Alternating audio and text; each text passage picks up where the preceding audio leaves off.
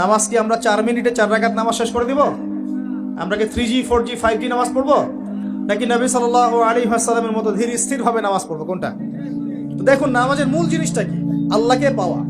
নামাজে দাঁড়িয়েছি, নামাজে কতটুকু মনোযোগ থাকে, কি পড়ি বুঝি কিনা, সূরা ফাতিহার অর্থ বুঝি কিনা, সেজদায় আল্লাহকে পাই কিনা, আমি দোয়া করলে আমার চোখ দিয়ে পানি ঝরে কিনা, তেলাওয়াত বুঝি কিনা, রুকু ধীর স্থির ভাবে করি কিনা, সেজদা ধীর স্থির ভাবে করি কিনা, নামাজে কি আমি চুরি করি, এগুলো খেয়াল রাখতে হবে।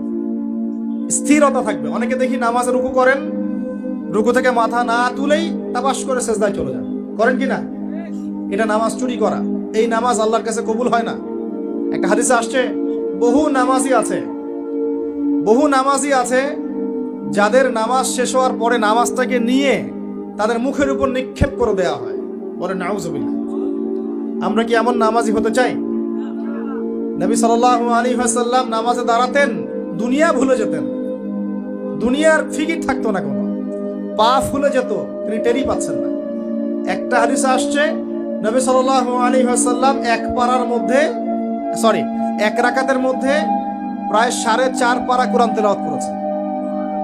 আমরা তো এতটুকু পারবো না, আমরা জানি, কিন্তু অন্তত পক্ষে 10টা আয়াত যদি পড়ি, একটা সূরাও যদি পড়ি, এটাকে ধীর স্থির ভাবে পড়া যাবে কিনা? যাবে না?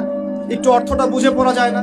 নামাজের মধ্যে চেষ্টা করবেন আজান এবং একামত এর মাঝখানে বেশি বেশি দোয়া করার জন্য। নবীজি বলেছেন, আজান একামতের মাঝখানে দোয়াগুলো আল্লাহ পাক ফেরত দেন না। আজান একামতের মাঝখানে যে কোনো দোয়া করবেন, ইনশাআল্লাহ আল্লাহ পাক কবুল করবেন, যদি আপনার রিজিকটা হালাল হয়। আল্লাহ পাক তৌফিক দান করুন, আমিন। তারপরে নামাজে দাঁড়ালেন, একামত হয়ে গেছে, আর নামাজের যে কিছু মাসআলা আছে, এই মাসআলা, ইখতিলাফি মাসআলাগুলো কি নিয়েই কি আমরা পড়ে থাকবো, নাকি নামাজের ভিতরে যে প্রাণ, আধ্যাত্মিকত্ব, ইহসান, মারিফত, এগুলোর ফিকির করবো? কোনটা বলেন? হাত কোথায় বাঁধবো, পায়ে পা লাগাবো কি লাগাবো না, আমিন জোরে বলবো না আস্তে বলবো, আর কি রফুল ইয়াদান করবো কিনা, ব্যাস এই তো আমাদের মাসালা, নাকি? এইগুলো নিয়েই তো আমরা মোটামুটি মসজিদ তো ভাগ করে দিয়েছি মাশাআল্লাহ অনেক, নাকি? এবং সেগুলোকে আমরা মনে করি যে আমরা জিহাদ করে দিয়েছি সমাজের মধ্যে। হ্যাঁ, উম্মার ঐক্য নষ্ট হয়ে গেছে। উম্মার ঐক্য কি হয়েছে? নষ্ট হয়ে গেছে। এভাবে আস্তে আস্তে উম্মার ঐক্য নষ্ট করা হয়েছে। আর উম্মার ঐক্য যে নষ্ট হোক, এটা কারা চাইবে? ইসলামের বন্ধুরা না শত্রুরা?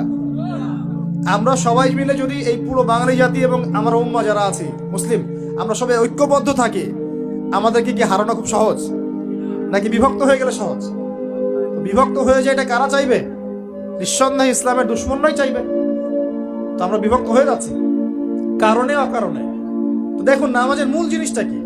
আল্লাহকে পাওয়া।